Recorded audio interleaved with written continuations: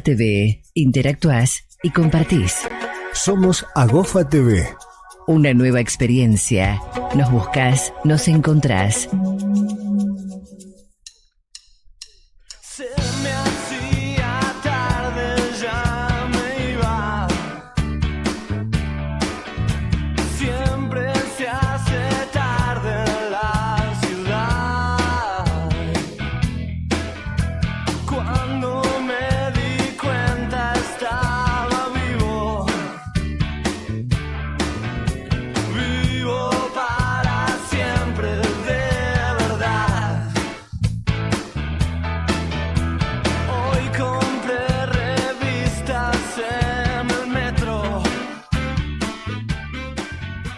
No pensaba. Muy buenas tardes, bienvenidos a todos. Hoy es un día muy especial, estamos celebrando y estamos muy alegres. Ayer fue el Día del Maestro, así que tenemos el piso lleno de docentes, la verdad que son muy bienvenidos, así que me encanta este clima que vamos a tener hoy. Así arrancamos una feria política, yo soy Tina Feria, este es un programa para conocer, debatir y analizar temas de la política y de la sociedad civil. Te voy a contar lo que vamos a tener hoy.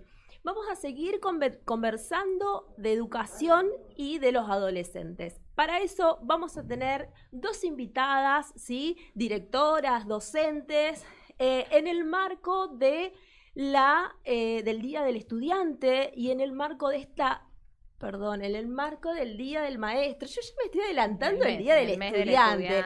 Es que el mes de septiembre es el mes de la educación. Entonces yo ya vengo adelantándome que también nos va a esperar un programa tan lindo el Día del Estudiante. Pero hoy, sin adelantarme, vamos con el Día del Maestro. Y también vamos a estar hablando de la crisis que atraviesa la educación. También vamos a seguir hablando de política, como todos los jueves. En nuestro último programa estuvo Alicia Pino, concejal de Rosario.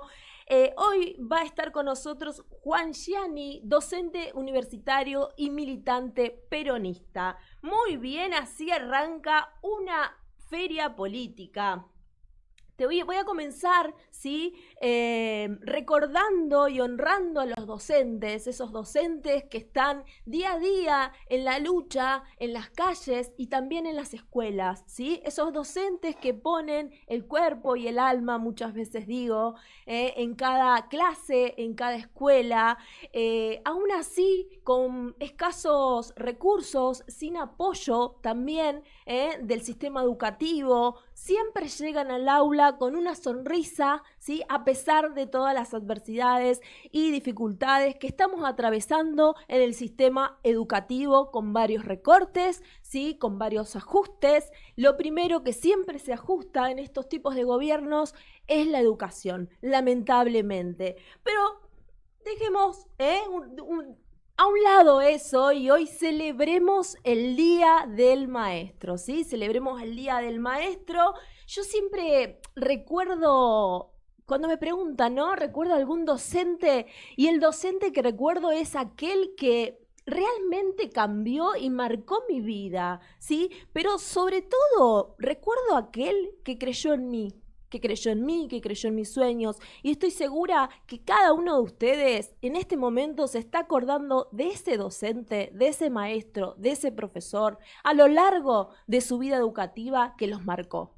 Y queda siempre, yo muchas veces también pienso en esto, los docentes muchas veces no nos queda lo que enseñamos, porque es la realidad, quizás a lo mejor en primaria, pero sí, ¿sabés lo que queda? Queda aquello que te dijo ese docente, esa palabra que te mencionó, esa palabra de ánimo, o como vos estabas en ese momento, que te contuvo, que te apoyó y te ayudó. Lo digo como alumna, porque he tenido, digamos, una larga trayectoria académica también, así que en muchos niveles, entonces lo digo como alumna y también como docente. Así abrimos el primer bloque con nuestras invitadas y compañeras. Fernanda Otero, licenciada en Ciencias Políticas y docente de la Escuela Don Bosco de Ludueña. Muy buenas tardes, ¿cómo estás? También está Mariana Sánchez, docente de la Escuela Gurruchaga, Este día en conmemoración del Día del Maestro y en el marco de la lucha docente. Bienvenidas, chicas, buenas tardes, ¿cómo están? Hola, buenas tardes. Muchas gracias por la invitación. No también digo, el día de hoy no ha sido fácil para los docentes. La verdad que uno, por más que intente ponerle el cuerpo, a veces duelen cosas como la que se vivió hoy en la ciudad de Santa Fe. Sí, sí, tal cual, tal cual. La verdad que creo que nos moviliza bastante y las veo, digamos, acá las chicas bastante conmovidas y fue un poco lo que me pasó recién también cuando hablaba, que lo vivimos tan a flor de piel, porque recorremos las aulas, estamos realmente en el territorio, estamos con los estudiantes, estamos en las calles y lo que se vio hoy acá en la legislatura de Santa Fe fue terrible. Y todo lo que se viene mirando durante estas semanas por la televisión o aquellos docentes que hoy han marchado, que están marchando, que están quizás en este momento en la ruta o volviendo de Santa Fe Capital. Sí, me ibas a decir. No, eso, que uno elige siempre ponerle el cuerpo, vos lo decías al inicio, y digo, en mi escuela el año pasado tuvimos 3 balaceras en 6 días. Y uno elige esto y elige ponerle al cuerpo, pero la verdad que la violencia, si venga del Estado, es difícil. Hoy me pasaba en la escuela que tuve que ir a abrir la escuela para garantizar a aquellos compañeros que no podían hacer paro por los descuentos, porque implica casi 200.000 pesos de descuento a lo mejor para un docente, y aunque estaban a favor de la lucha, aunque estaban... tuvieron que ir a trabajar, ¿no? Presionados, obligados, coaccionados. Bueno, y uno como directivo tiene que estar y acompañar, así que... Fernanda, ¿en qué zona estás? Digo, para que los que nos están escuchando sepan, porque vos hablabas en medio de las balaceras, decíamos, no recuerdo si fue el detrás de cámara o recién lo decía, pero recién charlábamos con las chicas entre medio de las balaceras y demás, así que imagino que es un sector de la periferia de Rosario, ¿verdad? Es un barrio periférico, barrio Ludueña, de la ciudad de Rosario. Un barrio hermoso en cuanto a la gente, en cuanto a las personas. Hay mucha vida de organizaciones sociales, civiles, hay mucha intervención territorial y muchos lazos, pero bueno, en los últimos tiempos hay que reconocer que el narcomenudeo y los consumos problemáticos han hecho estragos, que el retiro del Estado ha hecho estragos y bueno, prácticamente las únicas agencias del Estado que estamos somos las escuelas, porque hasta los centros de salud habían cerrado y las escuelas estábamos ahí, los docentes estábamos ahí poniéndole el cuerpo para acompañar la vida de los pibes y de las familias. Sí, cuando pensaba en esto, cuando decías esto, pensaba también, cuando decías el Estado se retiró de los barrios, ¿sí? Esto no es algo nuevo, esto viene, se han retirado desde el momento que se fueron las comisarías de los barrios. Mirá lo que pensaba, digo, ¿no? Se retiraron las comisarías, hoy por hoy está la escuela, el centro de salud. Sí, el centro de salud que no consigue profesionales, digamos que es difícil que quieran ir a trabajar a estos Las lugares. vecinales. La comisaría vallada, porque nosotros tenemos la 12, pero desde hace, creo que en el 22 la vallaron, o principio de 23, y estábamos nosotros ahí con nuestros guardapolvo, digamos, ¿no? Bien, bien. Bueno, nos va a contar un poco el contexto. Otero nos va a contar el contexto de su escuela. Vos sos de la Guruchaga, ¿verdad? Yo soy directora de la Gurruchaga. Bueno, la verdad, esto que vos decías hace un rato, ¿no? Esto de poder dejar huellas. Soy directora de escuela primaria. Considero que la escuela primaria es fundamental porque es el inicio de las infancias, es lo más bello que tenemos y donde debemos construir a partir de la enseñanza, a partir de experiencias y bueno, y la verdad que agradezco la invitación y agradezco esto que decís, ¿no? Que podamos celebrar a partir de experiencias lindas, ¿no? De recuerdos lindos. Bueno, por eso hoy estoy acá para poder contarte, por ejemplo, la experiencia que la semana pasada estuvimos transitando desde la escuela primaria, el proponerles a los chicos una semana sin uso de teléfonos celulares. Sí. La escuela Gurruchaga está en el macrocentro de Rosario, Salta entre Iriondo y Crespo. Sí. Bueno, fue una propuesta muy interesante donde nosotros consideramos que el aprendizaje abre puertas, que cuando uno propone algo le damos la posibilidad a los chicos y chicas a que puedan crear, puedan imaginar. Y a partir de ahí se dio una serie de propuestas por parte de ellos, como elaborar un cofre donde guardar los teléfonos para no usarlos, no tentarse. Surgieron un montón de propuestas en relación a retomar a cómo era la escuela antes y vivirla en el ahora. Así que bueno, más allá de todo lo que estamos pasando, me gustaría también resignificar nuestro día a partir de estas experiencias hermosas que pueden dejar en la vida de los chicos y chicas. De los proyectos institucionales, ¿verdad? Tal cual. Sí, tal ese cual. nos podías contar un proyecto institucional, el que nos contabas, de los celulares. ¿Hay alguno otro que sea relevante, así de este tipo, que nos puedas compartir? Nosotros, nuestra escuela es una escuela muy innovadora, que intenta romper mucho con la gramática escolar, que intenta desafiar un poco lo que tiene que ver con algunas cosas que tienen que ver con lo instituido, como por ejemplo, nuestra escuela no tiene ni timbres ni campanas dentro de un proyecto.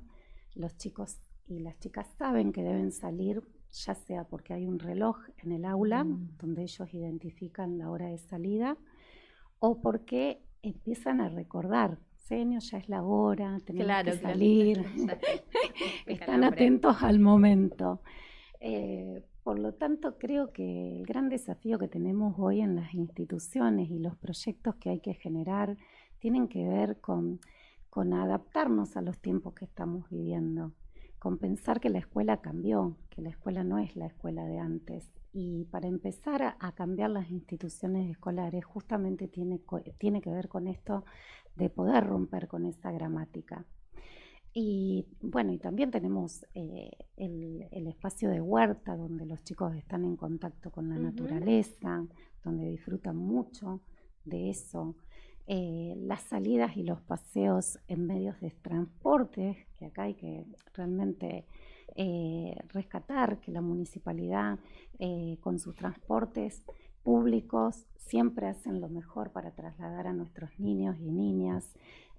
Un montón para ellos, imagínense desde primer grado subirse a un colectivo, vivir la vida esta de ciudadano, ¿sí? De peatón, esa experiencia. Bueno, y un sinfín de proyectos, o sea, yo te estoy puntualizando algunas cuestiones relevantes que hacen con esto de romper la gramática, de no contratar un transporte, de que se trasladen a través de un transporte privado. Bien. Bueno, muchísimas propuestas que hacen a que puedan vivir experiencias, porque nosotros consideramos que el aprendizaje se produce a partir de la experiencia. La experiencia siempre debe estar ligada al aprendizaje. Exactamente.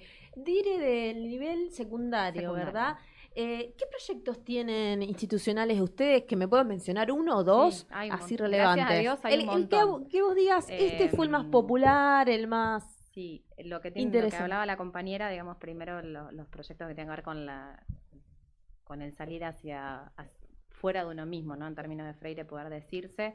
Ahí tenemos en cuestiones de lenguaje, estamos armando la murga en música, tenemos el proyecto de murales en la escuela. A partir de nuestra realidad, esto de las balanceras, bueno, hubo que crear un muro entre la vía y nosotros, y siempre la escuela estuvo mirando a la vía, y para nosotros fue algo muy doloroso. Entonces fue reeditar eso y poder seguir mirando al barrio, y ahí bueno, surgió un proyecto de murales pintado por los chicos, coordinado por los profes del área, mismo la huerta, porque ganamos la huerta, y tiene que ver con poder expresarse, la compañera decía, ¿no? Poder expresarse en otros lenguajes, poder expresarse de otras formas que no sea solo la lectoescritura.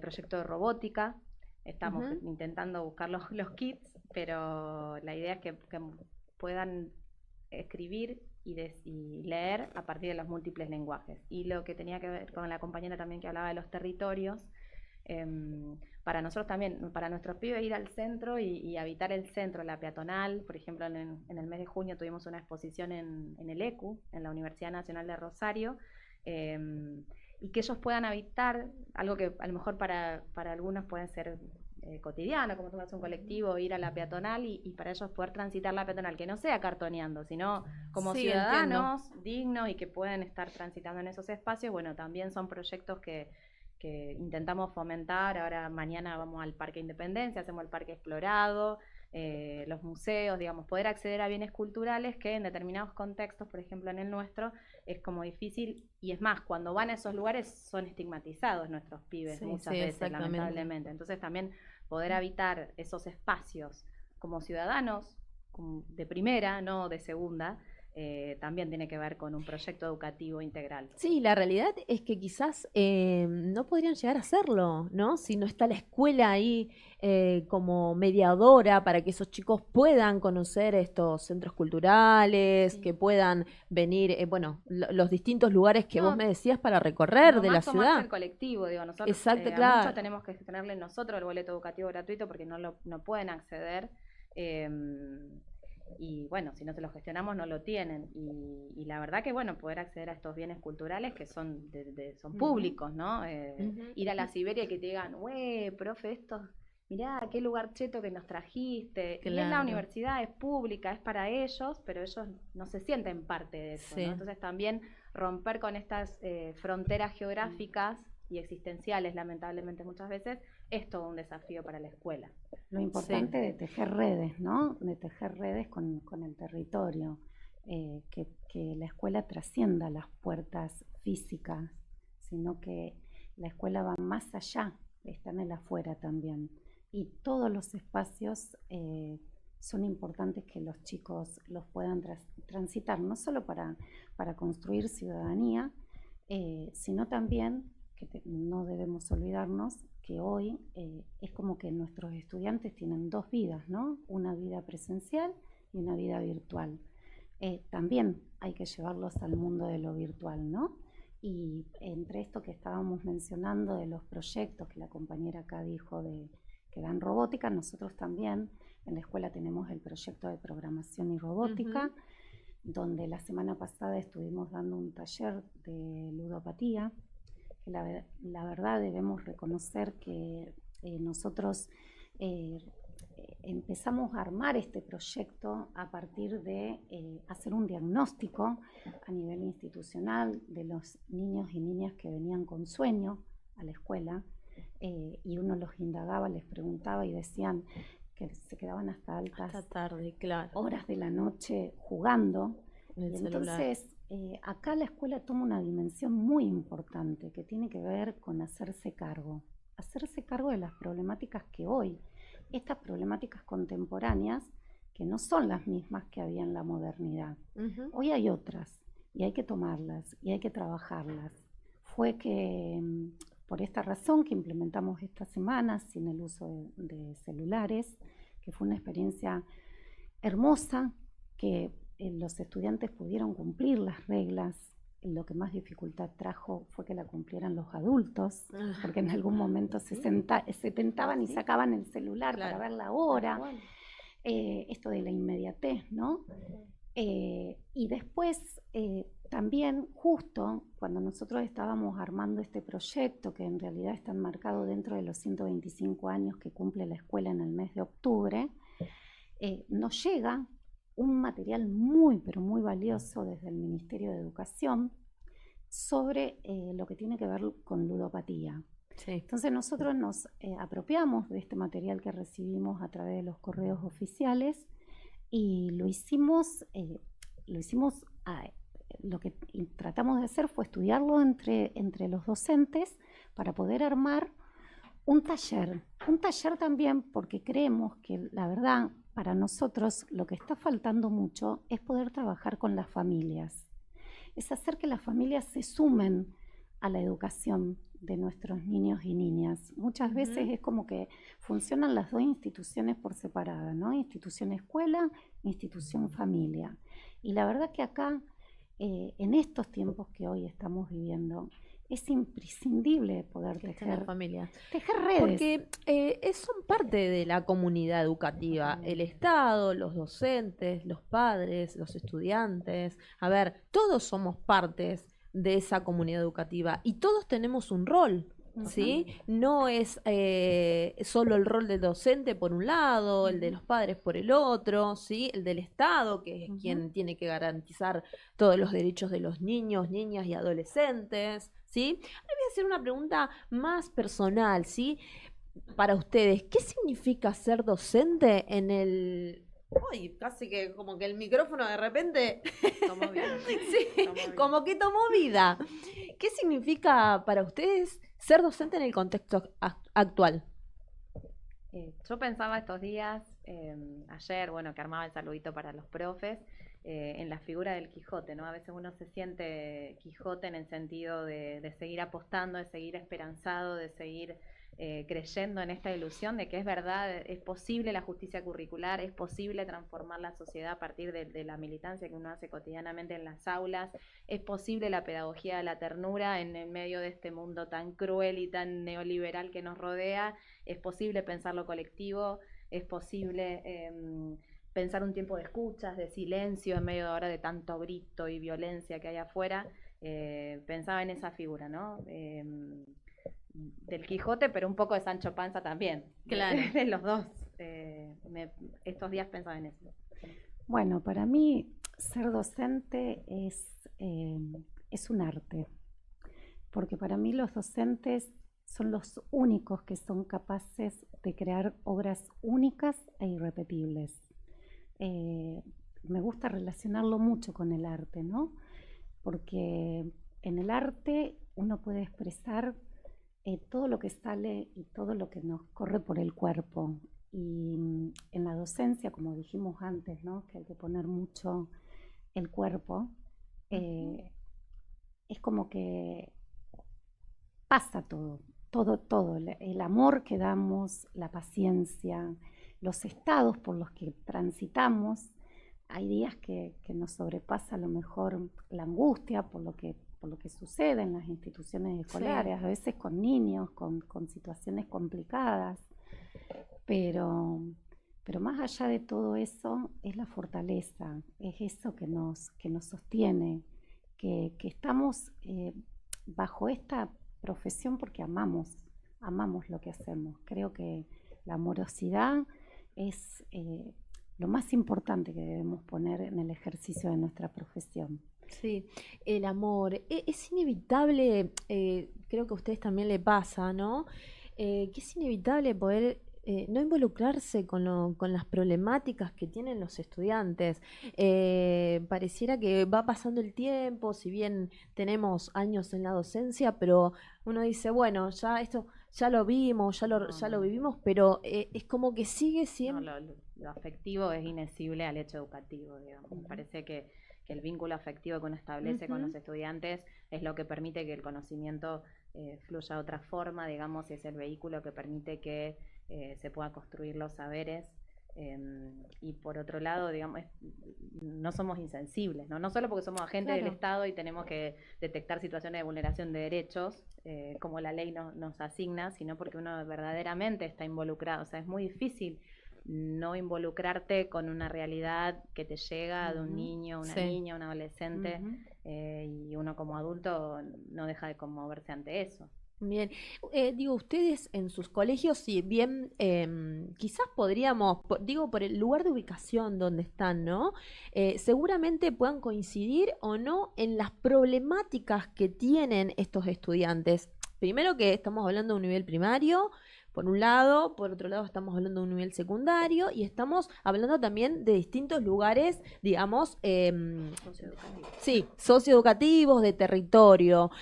¿Me podrían mencionar al menos una problemática, así cada una, que ustedes digan en mi escuela o en este sector de la periferia o en este sector del microcentro, los chicos tienen estas problemáticas? Vinculado con lo que decía la compañera, me parece que los consumos hoy son problemáticos, no solo de pantalla, digamos, ¿no? De un montón de situaciones. Coincido que el problema no son lo vemos por ahí en los chicos, pero en realidad somos los adultos hoy el consumo, digamos, la inclusión se da por el consumo, entonces también es difícil, o vivimos en una sociedad de consumo, con lo cual no es que se va a eliminar el consumo, sino cómo medir, cómo saber consumir responsablemente. Creo que eso nos atraviesa a todos, tendrán diferentes tipos de consumo, pero vivimos en una sociedad consumista, ¿no? Y que a veces esto hasta pasa hacia los vínculos interpersonales, usamos al otro de objeto. Creo que eso, no sé, es algo que atraviesa. Bueno, en primaria por ahí es muy difícil detectar así una situación problemática, más en la escuela en la cual yo estoy, que realmente hay compromiso por parte de las familias, hay mucho acompañamiento. No nos olvidemos que es una escuela que está en el macrocentro de Rosario. De todas formas, creo que es muy importante, a partir de esto que vos preguntás, saber que durante el transcurso de la escuela primaria es muy importante trabajar sobre medidas de prevención. Quiero decir, esto que yo decía, niños que se quedan hasta alta hora de la noche jugando. ¿Qué nos pasa a los adultos, ¿no? Con el tema de las tareas de cuidado? ¿Dónde está la familia? ¿Por qué en este mundo que yo te digo que va paralelo, tanto el presencial como el virtual, por qué cuando salen nuestros niños de la escuela le preguntamos, ¿cómo te fue hoy en la escuela? ¿Qué hiciste? ¿Qué escribiste en el cuaderno? Y no le preguntamos cómo es su vida en la vida virtual. ¿Qué hiciste hoy en internet? ¿Por dónde estuviste navegando? Me parece que acá el problema central que a mí particularmente me preocupa mucho y que me gustaría que por ahí tomemos un poquito más de conciencia todos los adultos, que el problema no está en los niños y las niñas. Hablo de educación primaria, ¿no? Que el problema muchas veces está en la mirada de esos adultos, en el posicionamiento que esos adultos tienen. Porque el adulto debe ser siempre un ejemplo, ¿sí? Si nosotros le decimos, o por ejemplo en mi escuela, les decimos, chicos, este no es el momento para sacar el teléfono, porque nosotros usamos mucho la tecnología, la escuela es una escuela hiperconectada, y aparece un docente sacando el teléfono, Claro. ¿qué tipo de credibilidad le estamos dando a lo que estamos diciendo? Entonces, para que haya confianza y para que haya un aprendizaje a esto que se le está pidiendo a los estudiantes, es necesario poder mostrarlo con el ejemplo. Por eso siempre invitamos a trabajar con las familias, porque cuando vos decís qué problemáticas aparecen en la primaria, muchas veces aparece la problemática del problema del WhatsApp. Arman el WhatsApp de los grados entre compañeros y aparecen agresiones. Sí, las redes sociales. Aparecen cosas horribles que suceden entre niños, pero muchas veces esas cosas las vemos también entre adultos, en el WhatsApp de adultos. Entonces, me parece que tratar de hacer una autorreflexión cada uno para tratar de ser un poco, ¿no? Esto de tomar la posta y decir, bueno, a ver, empecemos a tomar conciencia que realmente debemos ser ejemplo para nuestros niños y niñas. Y así, indudablemente, vamos a poder cambiar las escuelas, el mundo y todo. Coincido plenamente con vos, ¿sí? Y también pasa en todos los colegios, ¿sí? Esto de las redes sociales, del escrito, porque muchas veces es más fácil, y vuelvo a coincidir con vos, no solamente en los estudiantes, sino en los adultos, en los grandes, porque es muy fácil escribir o esconderse detrás de una red social, a nivel adulto hablo, ¿no? Quizás los chicos todavía necesiten un poquito más de ejemplo, como vos hablabas, más de ser guiados, ¿sí? Pero si están viendo que los adultos mismos escriben o son agresivos en las redes sociales, ¿qué podemos esperar de los chicos, sí? Si están viendo y están aprendiendo eso. Pero para eso tienen que darse los momentos de escucha y de formación. Por eso nosotros decimos que esto la escuela sola no puede, necesita de las familias. Necesitamos de espacios donde todos podamos reflexionar, donde todos podamos trabajar sobre medidas de prevención, que las familias puedan dar el ejemplo, por ejemplo, con el chat de mamis y papis, ¿no? donde muchas veces también surgen cosas o comentarios a donde se estigmatizan niños por comentarios que se dicen, se estigmatiza un niño de un curso porque se lo trata de que es el maltratador, Claro. el que golpea. Entonces digo, ¿no? Creo que si todos tomamos conciencia de esto y nos ponemos a trabajar en forma conjunta, en medidas de prevención, con un material muy valioso, porque también es cierto que hay muchos documentos que apoyan este trabajo. Existe una guía de orientación federal para la intervención en situaciones complejas, emitidas por el Ministerio, que ayuda muchísimo para trabajar en el antes, en el durante y en el después de cada conflicto. Pero por eso no hay que naturalizar los conflictos, no hay que naturalizarlos y hay que tratar de abordarlos a tiempo sí, para que tal no cual. se profundicen. Bien, ¿nos querías agregar algo No, respecto a esto lo que ya... digamos, que no es un problema de los chicos, sino que es de la sociedad en su conjunto, este tiempo de redes en el cual vivimos y lo que prima es la emoción, ¿no? Por sobre la razón, y la escuela fue pensada en un lugar de la razón y desde el razonamiento. Entonces quizá el aporte que tengamos que hacer desde las escuelas es a construir una sociedad del tiempo detenido, algunos autores le llaman, ¿no? De decir, podemos pensar otras cosas. En las redes es muy fácil contestar y todo, porque sale como la emoción y uno vive de cuántos likes tenés y cuántas cosas. Y eso cuando lo transmitimos o lo traducimos a la vida real, digo, lamentablemente sin entrar a juzgar a las personas y sus circunstancias, pero si no te dan un crédito en el banco o algo, chocas el auto contra el banco, o si te echan de un trabajo, agarras un avión y lo estrellas contra la fábrica, y estamos hablando de adultos, más allá de las circunstancias, conozco las circunstancias, no tiene que ver con las personas, pero esas cosas, ¿cómo la leen los chicos, digamos, en la sociedad? Somos los adultos los que estamos haciendo esas cosas, no ellos. Ellos están aprendiendo de nosotros y de nuestras conductas. Entonces, a lo mejor el aporte que tengamos que hacer las escuelas pase por detener los tiempos, poder mirar a los ojos al otro, no contestar un mensajito, porque es como que es más fácil ser violento, qué sé yo, a través de la pantalla. El ¿no? anonimato, Bien. el anonimato. Claro, que cuando genera. estoy cara a cara al otro, Claro. y no es Lo tan, que no puedo decir a es- veces no sale tan fácil como el insulto. Sí, en las sí, redes, tal o cual. Entonces, Pero a lo veces mejor- creo que se debe mucho de estas acciones que hacen al mundo virtual, se debe a desconocimiento. Por eso digo que, por ejemplo, a nosotros nos pasó en esta semana que estuvimos sin tecnología, que luego a los chicos de mayor edad de la escuela se les mostró la cantidad de tiempo que pasaban con el teléfono, a dónde podían visualizar eso, y ellos no sabían que existía una parte, digo, ¿no? Claro. Porque naturalizamos el concepto, los chicos son nativos digitales y nosotros somos inmigrantes digitales, ¿no? Porque, bueno, ellos nacieron en la era tecnológica y, bueno, mi generación en ese momento no éramos portadores de No celulares. significa que sean 24/7 tecnológicos. Exactamente. Chicas, las invito a cerrar con una reflexión acerca de la educación, ¿sí? Y el contexto actual en el que estamos viviendo. Un mensaje de esperanza, quizás. Cada una de ustedes lo va a saber desarrollar bastante bien porque se nota la vocación y la verdad que admiro mucho que primero agradezco que estén acá y después decirle a todos los docentes que se admira mucho el trabajo que se hace día a día, ¿sí? En cada lugar, en cada escuela que nos toca estar, en cada rinconcito, en cada alumno que nos toca compartir, porque tocamos el corazón de cada uno de ellos. Y no solamente en las escuelas, en los chicos, sino que en las calles. Les dejo para el cierre la reflexión a ustedes.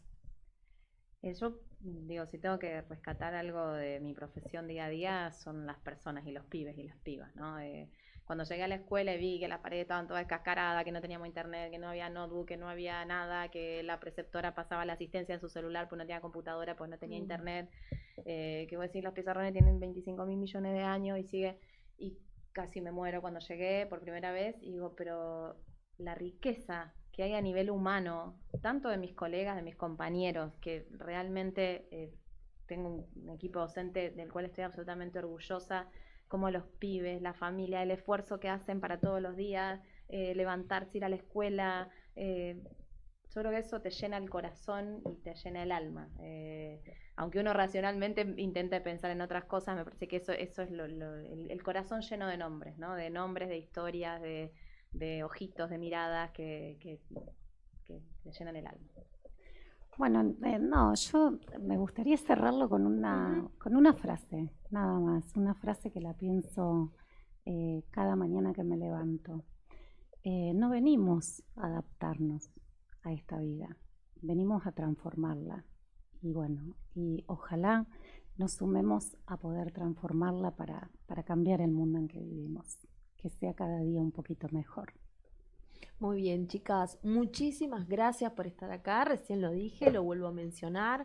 Nos vamos a ir a un breve cortecito muy rápido porque ya lo vamos a tener a Juan Gianni, docente universitario, filósofo y militante político. Estuvimos en un conversatorio con dos docentes directoras de la ciudad comentándonos acerca de las problemáticas y de cómo se vive hoy ser docente en este contexto actual. Así que ya volvemos muy breve. Muchas gracias. Esto es Una Feria Política. Bueno.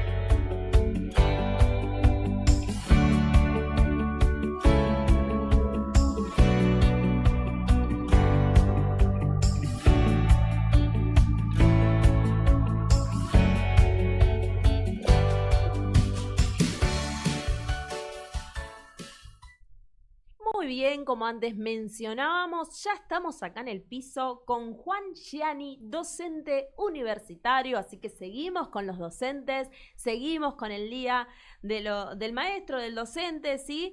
Él es filósofo y militante peronista. Muy buenas tardes, Juan, es un placer recibirte en Una Feria Política. Bueno, muchas gracias por la invitación. ¿Qué tal? ¿Cómo están? Un placer, ¿eh? Bueno, Juan, después de 4 años de peronismo a nivel provincial y a nivel nacional, ¿sí? Tras perder una elección, ¿cómo se encuentra el peronismo como movimiento hoy en día? Bueno, las derrotas golpean, ¿no? Si bien todo proceso electoral adverso es producto de una confluencia de factores, pero uno de esos factores, sin lugar a dudas, es haber fallado en algún desempeño propio, Sí. ¿no?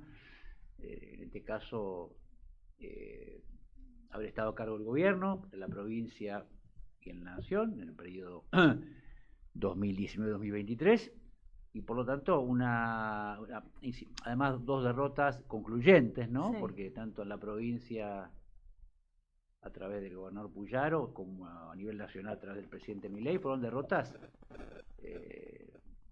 concluyentes, ¿no?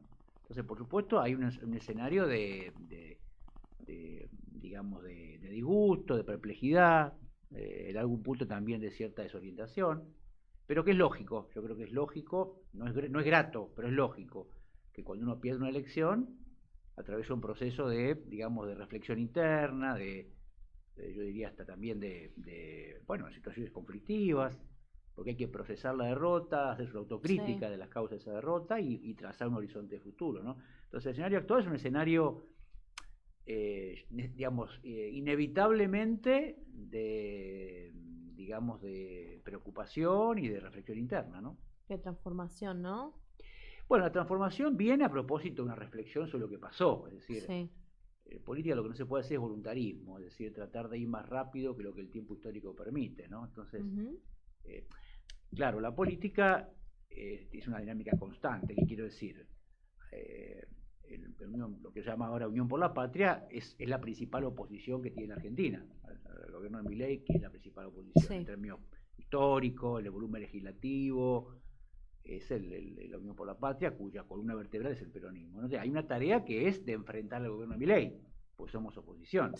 Una tarea legislativa, social, militante, que por supuesto hay que hacerla todo el tiempo. Bueno, lo vemos acá, lo vemos a cada momento, ¿no? O sea, hay desafíos que tienen que ver con el día a día, donde Unión por la Patria tiene que representar a su electorado, que lo tuvo, aunque perdió, que no es poco, eso es así, pero la proyección de un futuro, en el sentido de una alternativa política 2027, digámosle así, 2025, tanto a nivel provincial como nacional, bueno, va a llevar un tiempo acomodar las fichas, digamos, ¿no? Eso va a llevar un tiempo. A mí me gustaría que fuera más rápido, lo que es cierta, estamos como un poco lerdos en eso, ¿no? En la construcción de una alternativa opositora, de un programa de futuro, ¿no? Eso me parece que hay que acelerarlo un poco, pero por otra parte hay una cierta maduración de un proceso interno que no va a ser inmediata. Juan, ¿qué se cuestiona o qué, digamos, se discute el militante político cuando ve que ganó una persona con un discurso antipolítica, ¿no? ¿Podríamos llamarlo? Sí. Bueno, yo creo que, a ver, aquí hay como dos dimensiones ahí, ¿no? Por una parte, yo creo que el hecho que uno de los elementos por el cual Milei gana las elecciones, para mí no es el principal, pero es un elemento no menor, que es este discurso contra la casta, la llamada casta, ¿no? Sí. Yo creo que por una parte hay que combatirlo ese concepto. A mí no me gusta cuando compañeros y compañeras usan la palabra casta, ¿no? Una palabra para mí peligrosa, reaccionaria, la palabra casta, ¿no? Es decir, suponer que los políticos son una especie de clase parasitaria, ¿no? Eso no me gusta, no lo comparto, es una palabra que no uso. Por una parte que hay que ser cuidadosos en esa calificación tan simplista de las dirigencias políticas, ¿no? O de dirigencias en general. Ahora, por otra parte, es cierto que ese concepto sintoniza con estados reales, ¿no? Es decir, es real que hay una porción de la sociedad que eso no es nuevo, eso ni es nuevo ni es un fenómeno únicamente argentino, lo llama la crisis de representación, ¿no? Así que hay una suerte de cierta fractura horizontal entre la ciudadanía y sus dirigencias, eso es cierto que hay dirigencias que dejan mucho que desear, es cierto que hay actitudes que son irritantes, entonces es como yo diría, hay que moverse con cuidado, ¿no? Es decir, por una parte, digamos, no subirse a una especie de ola, ¿no? Es decir, la ola de que yo digo, no hagamos mileísmo por izquierda, es decir, tomar ciertas categorías que el actual presidente utiliza todo el tiempo, solo que intentando aprovecharla a nuestro favor. La palabra casta es una palabra para mí desechable, digamos. Ahora, sí es cierto, lo que no se puede es necio, es decir, claramente que hay un estado de malestar de buena parte de los ciudadanos respecto de ciertos comportamientos de la dirigencia política, por lo cual una tarea del militante, ¿cuál es? Y bueno, no incurrir en esos comportamientos. Sí, tal cual. Pero eso aclaro esto, eso yo lo pienso que no hubiese un Milei, eso yo milito hace más de 40 años, y siempre en lo personal, y bueno, no soy el único obviamente, hemos hecho una bandera de digamos, de que el ciudadano no crea que la política implica un privilegio. Este es el punto, ¿no? ¿Cuál es el punto? ¿Cuál es el punto real de esta situación? La idea de que uno está en política porque algún beneficio saca. Eso está en la sociedad, ¿no? Hay muchos ciudadanos que creen que uno está en política porque algún beneficio saca, de algún tipo, ¿no? Entonces, eso a veces ocurre.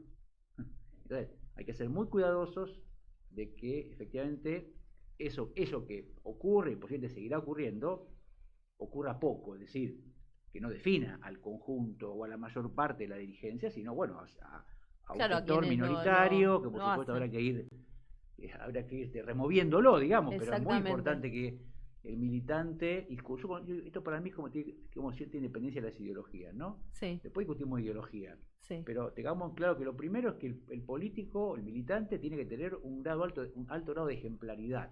Sí. Es decir, no solamente no tiene que transmitir la idea de que obtiene beneficios, sino al contrario, tiene que tener una actitud ejemplar, porque quien se propone para dirigir la sociedad tiene que dar el ejemplo, digamos, ¿no? Tal cual. ¿Qué análisis haces del gobierno de Milei en lo que va de estos meses?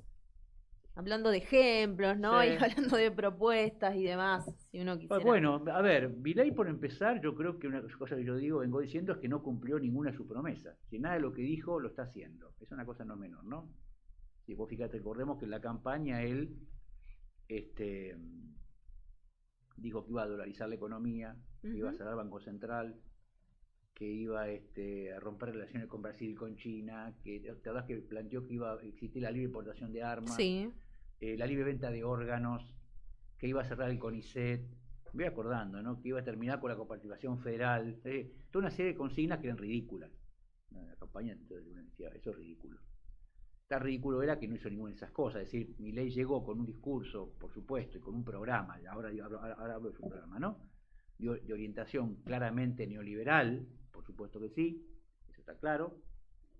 Ahora, tuvo que acomodar esa impronta anarcocapitalista, que nadie sabía bien qué quería decir, ni siquiera él sabía bien, me parece, bueno, a una sociedad mucho más compleja, con una trama social, con resistencias institucionales. Entonces, lo de Milei se parece bastante más a una especie de revival de Macri, con diferencia, ¿no? No es igual que Macri, pero la orientación general va en ese mismo rumbo, ¿no? Una especie de modelo neoliberal más o menos clásico, donde yo creo que lo que incorpora, a diferencia de Macri, y es lo que yo creo que permite llamarlo de ultraderecha, digamos, ¿qué tendría la ultraderecha que no tiene las derechas clásicas? Bueno, todo un discurso antiprogresista, ¿no? Es decir, contra el feminismo, contra la ideología de género, contra el movimiento LGTB, lo que llamamos la ideología verde, ¿no? Con todo el movimiento verde en sentido, contra el ecologismo. Eso es propio de las ultraderechas, eso Macri no lo tenía. Ahí sí, él pone una impronta nueva en eso, desgraciadamente, digamos. Pero ¿Macri potenciado? Yo creo que es... ¿Cómo lo definís? Yo creo que él es, en algunos casos, en lo económico, menos liberal que Macri. Vos fíjate que él, una cosa fundamental, él no levantó el cepo, él no abrió la economía, pues no tiene dólar con qué pagar los insumos, no digamos, que yo, por ejemplo, intentó subir las retenciones, es decir, hizo una serie de cosas bastante heréticas para un liberal, ¿sí?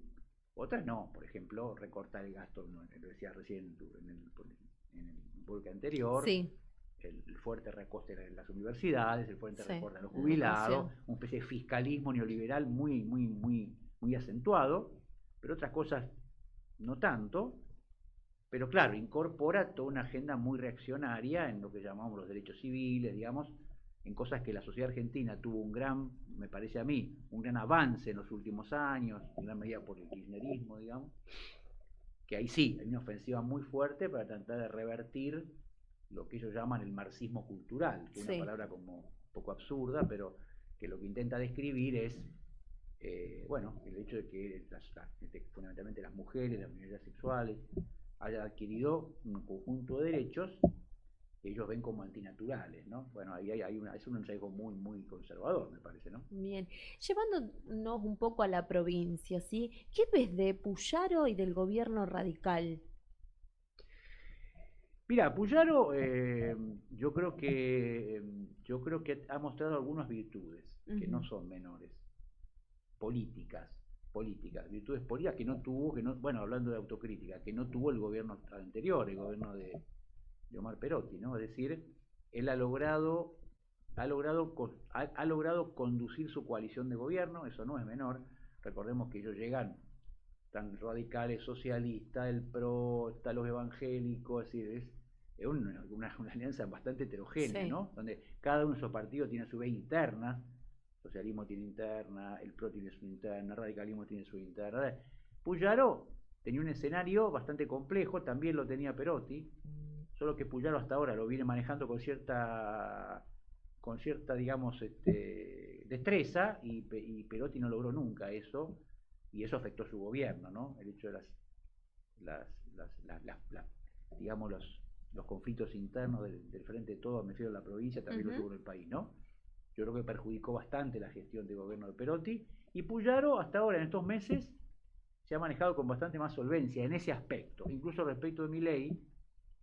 Es como que pendula, ¿no? Es decir, me acerco, me separo, me acerco, me separo. Desde el punto de vista político. Desde el punto de vista de su orientación, y bueno, es digamos, está empezando a mostrar la hilacha, ¿no? Esto que ha pasado con la reforma previsional, donde él intentó construir consensos menos con los afectados, sería, ¿no? Porque él armó un consenso legislativo, pero no conversó evidentemente con aquellos que van a sufrir la reforma previsional, es decir, claro, los estatales, los judiciales, ¿no? Los maestros. Entonces, es un gobierno que hace gala de parecerse al de Milei en ese aspecto, en el aspecto de decir, bueno, el gasto de Estado hay que bajarlo, ¿no? Se terminó el populismo. Entonces, yo creo que su orientación hasta ahora es, digamos, desde el punto de vista del manejo del Estado, está más en la línea de lo que expresa el gobierno nacional que de lo que de alguna manera expresa el estudio del radicalismo, ¿no? Me parece así, como primera impresión. Hoy en Santa Fe, en Capital, se vivió bastante tenso el día, que de hecho... Me estuve enterando, sí, me sí, estuve enterando hasta hace un rato, sí, que de hecho sí, creo que todavía no ha culminado, sí. fue bastante... Sí, hubo una situación, mucho conflicto, incluso dentro y fuera del Parlamento, ¿no? Ujú, Bueno, tal lo cual. que pasa es que yo creo que ahí es un tema, el tema del sistema previsional es un tema evidentemente complejo, no soy especialista en el tema, no me gusta hablar de lo que no conozco en detalle, pero que es la primera impresión que tengo, la que te decía recién, que un tema muy delicado, porque es el tema previsional, fíjate que a nivel nacional también hubo un conflicto por el mismo tema, Sí. el tema previsional es un tema muy delicado porque involucra las personas mayores, ¿no? Es un tema, hay mucho gasto público ahí, es un tema muy delicado, ¿no? Entonces hay que manejarse con cuidado, y me da la impresión que Puyaro pisó el acelerador sin lograr los consensos mínimos. ¿Con quiénes? Bueno, con los afectados, porque la reforma previsional no es un problema que digamos, no es una cosa que va a repercutir, no sé, en un verdulero, o digo, en el sentido, con cualquier Sí, profesión, sí, quiero decir, entiendo. o verdulero o un filósofo, digamos, o un legislador. No, afecta a los empleados públicos de la provincia. Entonces, ahí habría que haber construido, me parece a mí, con más tiempo, con más prudencia, me parece a mí, algunos consensos que evidentemente no estaban, porque si no se hubiera dado el escándalo que se armó, ¿no? Tal Entonces cual. ahí me parece que hay un problema. A nivel municipalidad, ¿cómo se logra ese golpe de timón, digamos, para ir hacia un rumbo peronista? Porque hace tanto, mirá, hablábamos que en provincia y en nación estuvimos gobernando 4 años y luego lo perdimos, ¿no? Y acá en municipalidad ya hace tantos años que no gobierna el peronismo. Sí, de 50 años. Bueno, habría mucha tela para cortar ahí, ¿no? Yo creo, a ver, por empezar, el peronismo ha tenido últimamente dificultades en los grandes centros urbanos, ¿no? No solamente en Rosario. Si vas a un panorama así global, me refiero, si vos tomás el largo plazo histórico, Sí. Hay por supuesto momentos y momentos, ¿no? Pero en general, en los grandes centros urbanos el peronismo ha tenido problemas. Rosario es la segunda ciudad del país. En segundo lugar, hay que ser francos, la historia del peronismo Rosario durante mucho tiempo fue una historia más bien oscura, ¿no? Es decir, si uno mira las figuras que expresaron al peronismo en Rosario hasta hace mucho tiempo, bueno, es entendible que la sociedad lo haya mirado con cierta desconfianza, ¿no? Por otra parte, de eso no es fácil recuperarse, ¿no?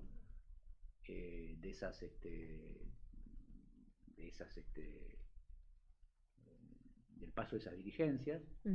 Y creo que también en Rosario ocurrió algo que es diferencial, que es la aparición del socialismo acá, ¿no? El socialismo no tiene presencia política prácticamente en ningún lado, salvo en la ciudad de Rosario. Sí. O sea, ahí había un proceso que en su momento encabezó Héctor Caballero.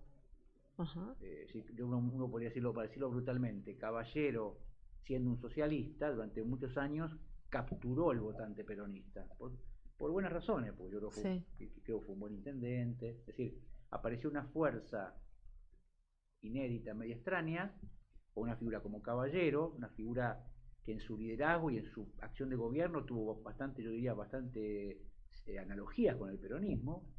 Entonces eso impidió, fue otro elemento. También, bueno, ¿por qué crece Caballero? Bueno, crece Caballero porque Raúl Santiago renunció de una manera delirante, y el peronismo que había como alternativa a Raúl Santiago era muy poco interesante, digamos. Entonces apareció una figura como Caballero. Entonces ahí me parece que esa combinación entre una dificultad del peronismo en general en los grandes centros urbanos, una historia del peronismo postdictadura, ¿a qué primero me refiero? Al de la postdictadura, ¿no? Del 83 hasta el 90 y tantos, que digamos que era realmente poco atractivo como oferta política, y la aparición de una experiencia como el socialismo. Yo diría, la combinación de esos tres factores, sería para ser más largo, pero en principio, esos tres factores han hecho que el peronismo haya tenido problemas para construirse como mayoría, ¿no? Como una mayoría ganadora. El peronismo sigue manteniendo un caudal electoral, una potencia. Ahora, para fortalecerse como una opción mayoritaria, bueno, todavía estamos en eso. Y vos fíjate que en la última elección se hizo una alianza con una fuerza como Ciudad Futura, ¿no? Entonces, ahí, tal cual. Yo creo que ese es el camino, ¿eh? Yo creo que el peronismo tiene que construir, lo creo en todos lados, en el país también lo pienso, pero en Rosario más. Juan, creo que hay que construir alianza, ¿no? También para una alianza con un perfil análogo al del peronismo, pero con otras fuerzas que no pertenezcan necesariamente a ese riñón, ¿no? Juan, nos tenemos que ir, pero no me puedo ir sin hacerte esta pregunta, que nos comentes muy breve. Hace poco presentaste un libro. Sacamos un nuevo libro. Perón Milei. ¿De qué se trata? Así muy breve y ya nos vamos porque tenemos el programa ya encima. Es un libro que trabaja, articula 3 dimensiones, digo yo. La primera es la más obvia, 50 años de la muerte de Perón. Entonces, un libro que revisita el pensamiento de Perón a 50 años de su muerte, una figura clave de la política, no solo de los peronistas, sino de la política argentina. Primera cuestión. Segunda cuestión, analiza lo que charlamos muy rápidamente aquí, el surgimiento de la figura de Milei, las causas de la aparición de un liderazgo como el de Milei, un liderazgo medio insólito, digamos. Y en tercer lugar, reflexiona sobre la experiencia malograda del Frente de Todos. Esos 3 elementos están como articulados, es el intento del libro, ¿no? De articular, volver al pensamiento de Perón, analizar el liderazgo de Milei y elaborar un proceso de autocrítica, me parece a mí, del Frente de Todos. Ese es un poco el objetivo del libro, que trata de estar como articulado, digamos, ¿no? Hay que ver si sale. Bien. Bueno, los invitamos a todos a que puedan leer el libro de Juan, ¿sí? Bueno, Juan, te agradecemos muchísimo por estar acá. Siempre es un placer hablar del peronismo y hablar también con los invitados, con ustedes que tienen tanto recorrido como militantes políticos. Así que te agradecemos mucho que estés acá. Muchas gracias por la invitación y bueno, un saludo a todos los seguidores de tu programa. Perfecto, muchas gracias. Bien, así cerramos el programa con Juan Gianni. Nos vamos hasta el próximo jueves, muy rápidamente, porque ya no están acá el próximo programa. Tengo gente que me está golpeando la puerta, no saben cómo. Así que un beso grande a todos. Nos vemos el próximo jueves.